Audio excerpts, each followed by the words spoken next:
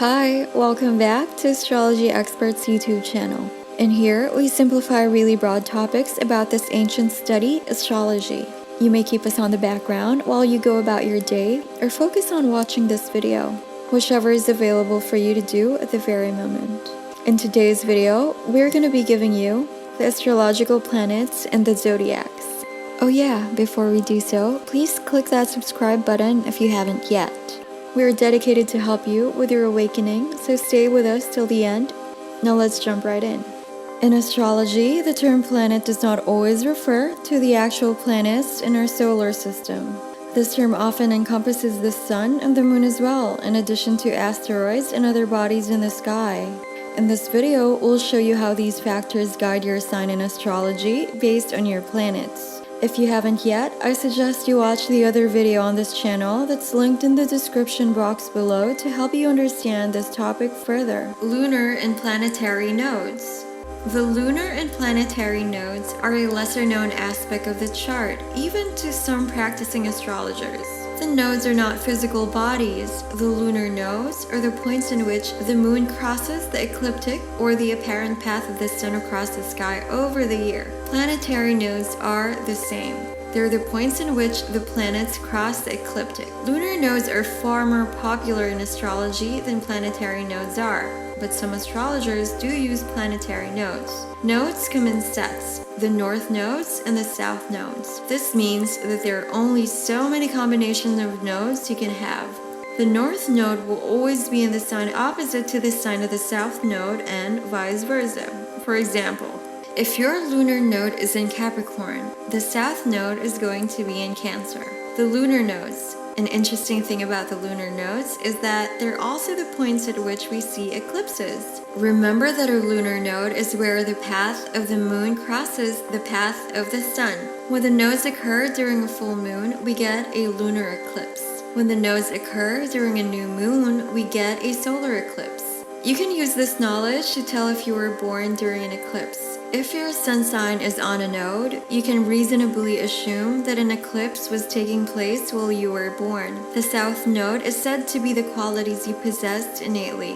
These may be qualities you fall back on too often and need to move away from in order to achieve your full potential. The north node is what you are moving toward. These are the qualities you need to work on.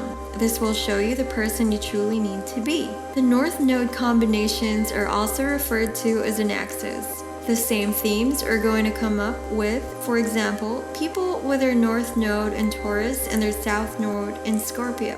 This is also the case with people who have the opposite configuration. Aries, Libra axis. The theme of this axis is individuality versus relationships. These people need to learn to balance the two themes, with South Node Aries needing to move toward learning the value of relationships and South Node Libra needing to learn how to be their own person. Taurus Scorpio axis. The theme of this axis is materials versus spirituality. Taurus South Node needs to learn to be a little less practical and focused on the material world. Scorpio South Node needs to become a little more down to earth. Gemini Sagittarius axis. The theme of this axis is local versus global. Gemini South Node is comfortable with learning lots of things and sharing them with those they're close to. They need to learn to expand their minds. Sagittarius South Node needs to learn how to stay in one place and how to appreciate that not all knowledge needs to be deep and philosophical. Cancer Capricorn axis. This is a personal versus professional axis. The Cancer South Node is comfortable in the home and with caring for others, and needs to learn to have some more ambition out in the world. Capricorn South Node needs to learn how to be more compassionate and place others ahead of their career sometimes. Leo Aquarius axis. This is the ego versus group. Leo South Nodes need to learn how to cool their ego down and do things that benefit the community as a whole. Aquarius South Nodes need to learn how to not lose their individuality in the crowd. Virgo Pisces axis. This is the left brain versus the right brain axis. Virgo South Nodes need to learn that being logical all the time doesn't truly serve them. Pisces South Nodes need to learn how to get out of the fantasy world every now and then. Planetary nodes. These nodes function in similar ways to the lunar nodes, just with different planets. These are where the paths of the planets intersect with the path of the sun. These are the pros and cons of our lives related to the themes of the planet. Communication for Mercury, romance for Venus, passion for Mars, fortune for Jupiter, revolution for Uranus, dreams for Neptune, and death, rebirth for Pluto. You can look at the planetary nodes to find out where your natural strengths are and what you need to work toward in your life in regards to the topics of the individual planets. If you enjoyed watching the video as much as us making it, please leave a like because this helps our channel's algorithm. YouTube will then be suggesting this to more people who are also into their awakening or spiritual journey.